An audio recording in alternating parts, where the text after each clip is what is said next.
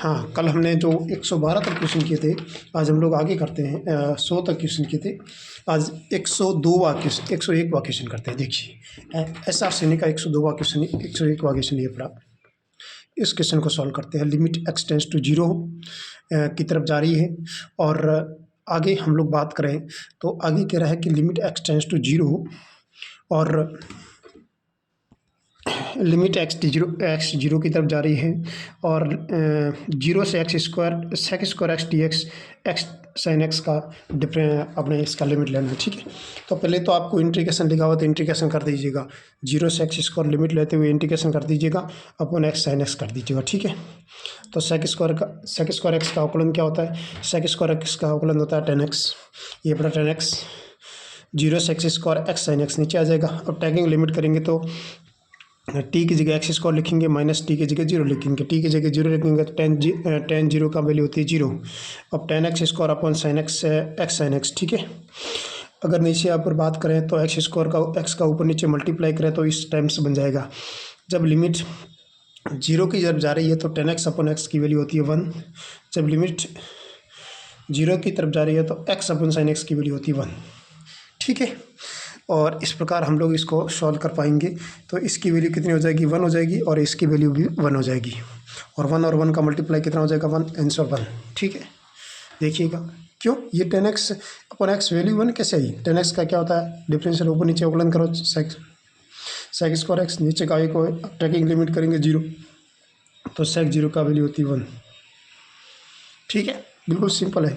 और इसमें भी DL हॉस्पिटल रूल्स लगा दीजिएगा तो आपको पता चल जाएगा, नॉर्मली आपको समझ में आ जाएगा। ठीक है, क्वेश्चन नंबर 102 में लिखा हुआ है लिमिट x टेंड्स टू 0 की तरफ जा रही है और यहाँ पर आ रहे हैं cos sine x minus 1 upon x square. ठीक है, ये भी 0/0 रूप बना है। जब भी 0/0 रूप बन रहा है तो हमारे को क्या करना है? DL हॉस्पिटल रूल्स लगाना है। ठीक है, DL हॉस्पिटल रूल्स के अकॉर्डिंग हमारे को ये कॉस साइन एक्स हो जाएगा -1 अपॉन एक्स स्क्वायर हो जाएगा। ठीक है, अब इसका अवकलन क्या हो जाएगा? कॉस का हो जाएगा माइनस साइन एक्स हो जाएगा।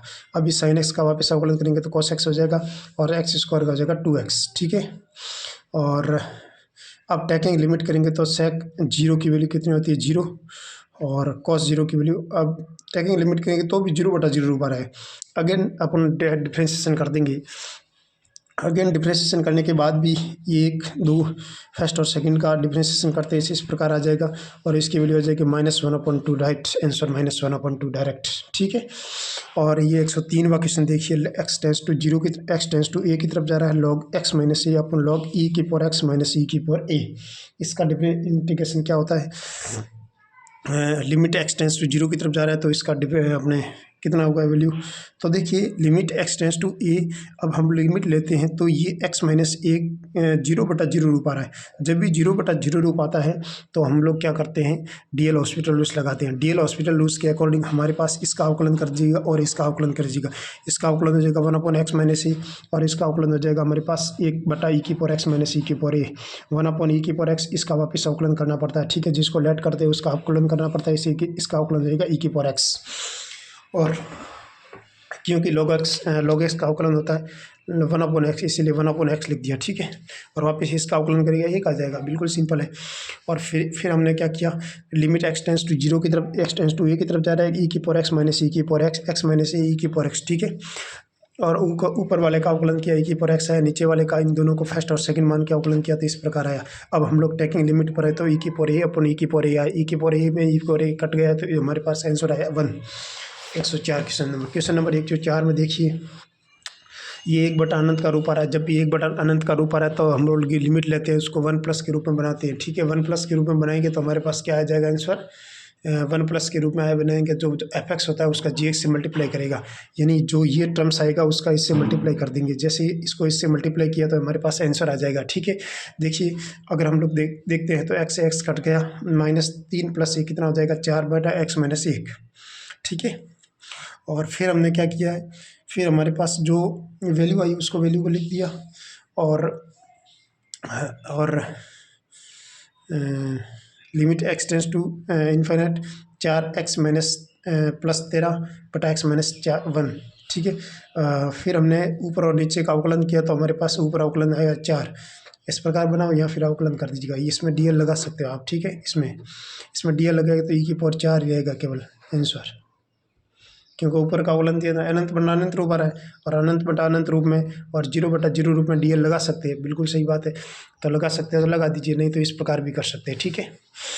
अगला है 105वां क्वेश्चन में इसको भी देखिए 1 बटा अनंत रूप आ रहा है। जब भी 1 बटा अनंत रूप आता है तो आपको क्या करना है, इसको 1 प्लस एफ एक्स के रूप में बना दीजिए। जब भी इसको 1 प्लस एफ एक्स के रूप में बनाएंगे तो इसमें एक जोड़ेंगे तो एक घटाना भी पड़ेगा, एक घटाएंगे तो ये माइनस के हो जाएंगे दोनों, ठीक है।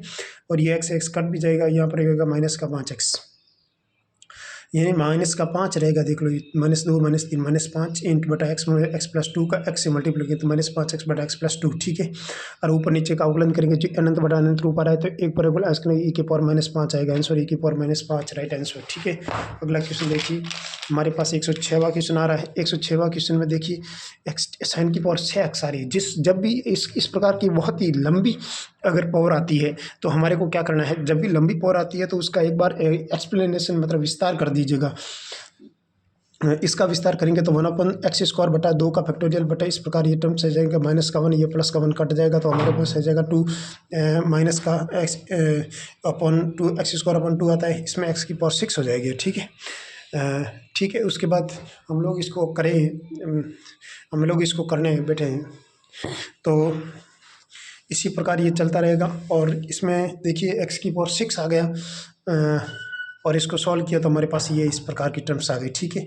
क्योंकि बाकी वाले सब 0 हो जाएंगे तो 2 की पावर 6 का मान कितना होता है, 2 की पावर 6 का मान -32 होता है, ठीक है। क्योंकि ये माइनस कहाँ से आया, ये माइनस यहाँ से आया, ठीक है। क्योंकि पावर स्क्वायर आती है और आगे ये माइनस आता है तो माइनस ही माइनस का ही रहेगा, और पावर स्क्वायर 2 से 2 कट गया, 2 की पावर 6 बराबर -32, ठीक है। और आगे आगे हम लोग देखते हैं तो 107वां क्वेश्चन देखिए, ये 107वां क्वेश्चन यहाँ पर किया हुआ, ठीक है। 107वां क्वेश्चन भी इसी प्रकार करना है आपको, डीएल हॉस्पिटल रूल्स लगाना है, क्योंकि 0 बटा 0 रूप आता है। डीएल हॉस्पिटल रूल्स के अकॉर्डिंग हमारे को क्या करना है, डीएल हॉस्पिटल लगाएं उससे पहले अगर देखना चाहे तो डायरेक्टली हो सकता है क्या, अगर डायरेक्टली करना चाहें तो यहाँ पर x cos x into x हो जाएगा, ठीक है। और उसके बाद भी एक और बार और अवकलन करना पड़ेगा। उससे बेहतर है कि इसको 2 टुकड़ों में तोड़ दीजिएगा, ठीक है। 2 की पावर एक्स कॉमन ले लीजिएगा, यहाँ पर बचेगा 5 की पावर एक्स -1, यहाँ पर बचेगा -1 5 की पावर एक्स -1, ठीक है। अपॉन एक्स साइन एक्स बचेगा, 2 की पावर एक्स -1 2 5 की पावर एक्स -1 ये बचेगा, यहाँ पर बचेगा ये अपॉन एक्स साइन एक्स बचेगा, ठीक है। तो इसके नीचे भी x रहेगा, इसके नीचे भी x, तो x का एक बार गुना हुआ एक्स्ट्रा में तो ऊपर लिख दिया x, ठीक है।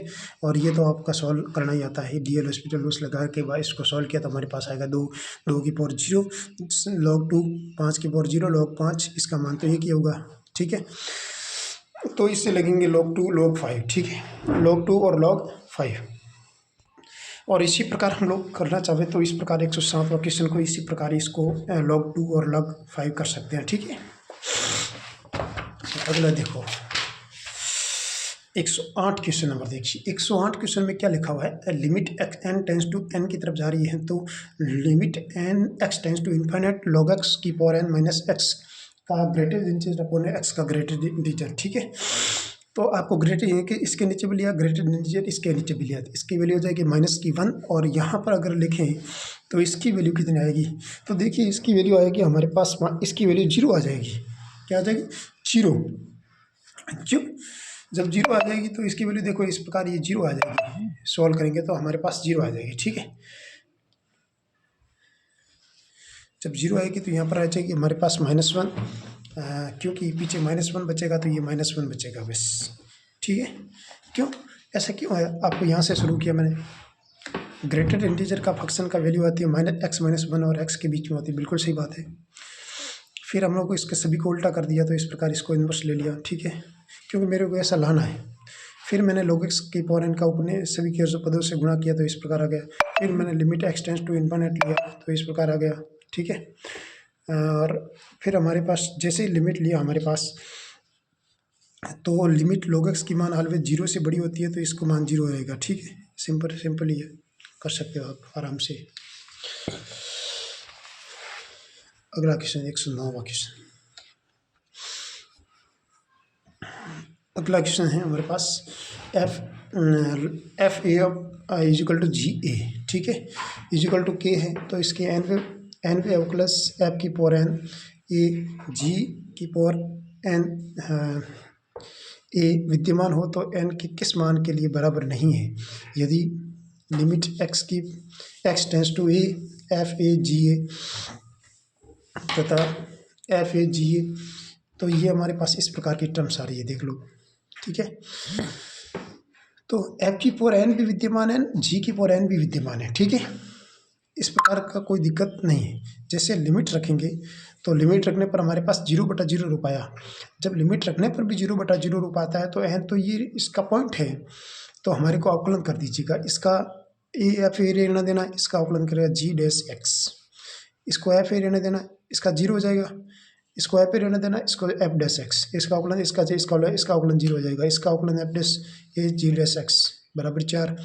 अब इन दोनों का वैल्यू बराबर नहीं हो सकती है कभी, ठीक है, बराबर तो है नहीं इनकी वैल्यू, लेकिन अगर मैं इसको बराबर कर दें तो अगर ये बराबर है तो यहाँ पर अगर मैं इसकी एन के किस मान के लिए बराबर नहीं है, मतलब एन के किस मान के लिए बराबर नहीं है, बिल्कुल सी बात है, बराबर नहीं है तो वो 4 के लिए बराबर नहीं है, बस बिल्कुल सिंपल बात है। तो इस प्रकार हम लोग इसको कर सकते हैं, ठीक है।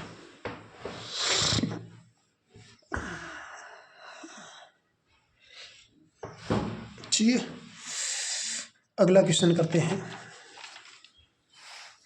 110वां देख लो, इस प्रकार मेरे मिलाया हुआ है आपके सामने, 2 की पावर 4 1 की पावर एन से एन की पावर एन का जो ज्ञात करते हैं योगफल, तो उसका सूत्र होता है ये, ठीक है। और उसके बाद अगर बात करें 1 की पावर 4 एन की पावर 4 तक है इसका योगफल, इसका ये फॉर्मूला ये है, तो हमारे पास 4 ये लिखा हुआ है, इसकी जगह ये फॉर्मूला यूज़ कर देंगे, इसकी जगह ये फॉर्मूला यूज़ कर देंगे, ठीक है। फॉर्मूला तो आपको याद रखना ही पड़ेगा, बिल्कुल सिंपल है फॉर्मूला तो मैंने ये फॉर्मूला इसके अंदर रख दिया और ये फॉर्मूला इसके अंदर रख दिया, ठीक है। जैसे फॉर्मूला रखा और उसके बाद अगर हम लोग बात करें तो इनकी पावर 4 या 5 आ रही है नीचे, तो यहाँ सभी में इसमें 1 कॉमन आ गई, इसमें 1 कॉमन आ गई, इसमें 2 कॉमन आ गई, इसमें 2 कॉमन आ गई, तो यहाँ पर कुल मिलाकर 5 कॉमन आ गई, तो 5 बाहर आ गई और इस पर अंदर ये बच गई, और यहाँ पर भी 4 कॉमन आ गई, 1 कट जाएगी, ठीक है। तो उसके बाद लिमिट रखेंगे तो इसकी वैल्यू 0 हो जाएगी, ठीक है, और ये आंसर आ जाएगा 6/23, बिल्कुल सिंपल है, क्योंकि यहाँ पर 1 2 और 3 का गुना कितना होता है 6/36, 6/30 कितना होता है 1/5, बिल्कुल सिंपल है। हाँ, तो इस प्रकार हम लोग 111वां प्रश्न करते हैं। तो ये 111वां प्रश्न में क्या लिखा हुआ है, ये इस प्रकार की टर्म्स है। तो मैंने क्या करना है, सबसे पहले एक काम किया मैंने कि ये है ना टर्म्स, इसका ऊपर नीचे मल्टीप्लाई कर दिया, ठीक। जैसे ही मल्टीप्लाई किया तो हमारे पास एक चीज़ हट जाएगी, ये देख लो, एक हट जाएगी, तो फिर वैल्यू है वो छोटी हो जाएगी बिल्कुल। तो उसके बाद हम लोग इसको सॉल्व कर पाएंगे बिल्कुल सिंपली। इसको सॉल्व करने के लिए हमारे पास टेकिंग लिमिट ले लेंगे। यहाँ पर जैसे टेकिंग लिमिट ली तो हमारे पास आ जाएगी, हमारे पास ये x की पावर 3 है ना, इसको इसके नीचे लिख दिया, तो इसको इसके नीचे लिखेंगे तो इसकी वैल्यू 1 हो जाएगी। यहाँ पर टेकिंग लिमिट तीनों को अलग अलग लेंगे, जैसे यहाँ पर मैंने लिया, इसको अलग कर दिया, इसको अलग कर दिया, इसकी वैल्यू 1 होती है, इसकी यहाँ पर टेकिंग लिमिट के आंसर आ जाएगा 1/2, राइट आंसर, ठीक है। Thank you very much. आगे वाले और करते हैं, देखते हैं अगले वीडियो में, ठीक है। तब तक के लिए धन्यवाद।